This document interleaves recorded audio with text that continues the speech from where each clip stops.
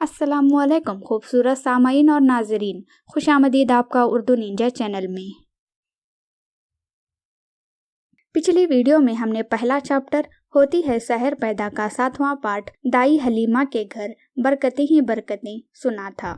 اس میں ہم نے کیسے حلیمہ کے یہاں برکتوں کی بارش ہوئی اور پھر کیسے آمینہ کو منا کر محمد صلی اللہ علیہ وسلم کو اسی صحرا میں اپنے پاس لے آئیں، اور ایسا کیا حادثہ ہوا کہ حلیمہ نے آمینہ کو ان کی امانت محمد صلی اللہ علیہ وسلم کو ان کے حوالے کیا جانا تھا۔ اگر وہ ویڈیو نہیں دیکھا ہے تو جا کے دیکھیں، لنک ڈسکرپشن باکس میں دیا گیا ہے۔ تو چلیے شروع کرتے ہیں۔ پہلا چیپٹر ہوتی ہے سحر پیدا کا 8واں پارٹ بی بی آمینہ کی وفات۔ بسم اللہ الرحمن الرحیم۔ اب ماں کی ممتا تھی اور دادا کی سرپرستی۔ دونوں محمد صلی اللہ علیہ وسلم سے بہت پیار کرتے، ہمیشہ اپنی نظروں کے سامنے رکھتے، ہر طرح سے آپ کا خیال رکھتے۔ آپ 6 برس کے ہو گئے تو ماں کا دل چاہا چل کر شوہر کی خبر دیکھیں۔ چنانچہ مدینے کے لیے روانہ ہو گئے۔ محمد صلی اللہ علیہ وسلم کو بھی ساتھ لیتے گئے۔ شوہر کی ایک باندی تھی ایمن، وہ بھی سفر میں ساتھ تھی۔ وہاں کا ایک مشہور خاندان تھا بنی نجار۔ محمد صلی اللہ علیہ وسلم کے دادا کی ننیحال اسی خاندان میں تھی۔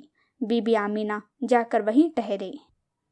بی بی آمینہ مدینہ پہنچی تو پیارے بیٹے کو وہ گھر دکھایا جہاں اس کے پیارے باپ نے وفات پائی تھی۔ وہ جگہ بھی دکھائی جہاں وہ ہمیشہ کی نیند سو رہے تھے۔ آج پہلا دن تھا کہ اس معصوم بچے نے یتیمی کا مفہوم سمجھا۔ آج پہلا موقع تھا کہ اس کے شیشہ دل پر رنج و غم کا عکس پڑا۔ وہاں 1 مہینہ گزار کر بی بی آمینہ نے گھر لوٹنے کا ارادہ کیا اور محمد صلی اللہ علیہ وسلم کو لے کر مکے کے لیے روانہ ہو گئی۔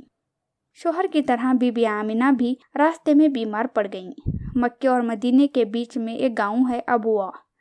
وہاں پہنچی تو حالت نازک ہو گئی اور پھر سنبھل نہ سکی، وہیں وفات ہو گئی اور وہیں دفن ہوئی۔ عبداللہ کی وفات بھی تو پردیس میں ہی ہوئی تھی اور دفن بھی اسی طرح ہوئے تھے، قوم و وطن سے بہت دور۔ اللہ آپ کا ولی و کارساز ہے اے محمد صلی اللہ علیہ وسلم۔ آپ یتیم تھے، باپ کے سائے سے محروم تھے۔ ابھی اس یتیمی کا شعور ہوا ہی تھا کہ ماں بھی چل بسیں۔ باپ کی خبر دیکھی ہی تھی کہ ماں کی بھی خبر تیار ہو گئی۔ اب آپ تنہا رہ گئے۔ ماں ساتھ تھی تب بھی آپ کو یتیمی کا ملال تھا۔ بھلا دل پر کیا بیتی ہوگی جب یہ سہارا بھی ٹوٹ گیا۔ صدمے پہ صدمہ، ایک سے بڑھ کر دوسرا۔ ایمن نے آپ کو اپنی حفاظت میں لیا اور بڑے پیار سے گھر لائیں۔ مکہ پہنچی تو آپ بلک بلک کر رو رہے تھے۔ آج آمینہ کے لال کی حالت دیکھی نہیں جاتی تھی۔ اس حادثے کو عبد المطلب پر بڑا اثر ہوا۔ محمد کے لیے ان کے سینے میں ماں کی محبت اور باپ کی شفقت ابل پڑی۔ اب وہ آپ پر بے انتہا مہربان ہو گئے، پہلے سے زیادہ ماننے لگے، بڑی محبت سے پیش آتے، لطف و کرم کی بارش کرتے، ہر آن آپ کا خیال رکھتے، ہر طرح سے دلجوئی فرماتے، اپنی ذات اور اپنی اولاد سے بڑھ کر آپ کی فکر رکھتے۔ عبد المطلب قریش کے سردار تھے۔ کعبے کے زیر سایہ اپنی گدی پر بیٹھتے تو بیٹے ادب و احترام میں گدی سے ذرا دور بیٹھے ہوتے، لیکن محمد صلی اللہ علیہ وسلم آ جاتے تو انہیں اپنے پاس بلاتے، اپنی گدی پر بٹھاتے اور پیار سے پیٹھ سہلاتے۔ لیکن افسوس، عبد المطلب بھی زیادہ دن نہ ٹھہرے۔ محمد ابھی 8 سال کے ہوئے تھے کہ دادا بھی چل بسے۔ دادا کی موت پر آپ کے دل کو سخت صدمہ پہنچا، ویسا ہی صدمہ جیسا اس سے پہلے ماں کی موت پر ہوا تھا۔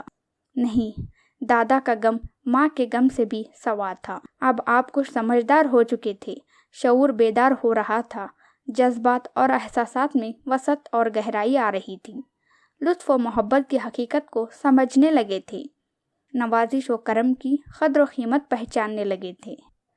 اس لیے محرومی کا احساس بھی اتنا ہی شدید تھا، اس کے چھن جانے کا غم بھی اتنا ہی گہرا تھا۔ آنکھوں سے آنسو جاری تھے، دل درد و غم سے چور تھا، خود تڑپ رہے تھے، اوروں کو تڑپا رہے تھے۔ یہاں تک کہ دادا کا جسم، پیارے دادا کا جسم خبر کی کال کوٹری میں چھپ گیا اور پھر ہمیشہ کے لیے اوجھل ہو گیا۔ تو یہیں پر ختم ہوتا ہے پہلا چیپٹر کا آخری پارٹ۔ اگلی ویڈیو میں ہم دوسرا چیپٹر شروع کریں گے۔ اگر یہ ویڈیو پسند آیا ہے تو لائک کریں، اپنے تمام جان پہچان والوں کو شیئر کریں اور اس سیریز کے ساتھ بنے رہنے کے لیے اردو ننجا چینل کو سبسکرائب کریں۔ اچھا چلتی ہوں، پھر ملیں گے اگلی ویڈیو میں۔ تب تک کے لیے اردو کو اپنی یادوں میں تازہ رکھیں۔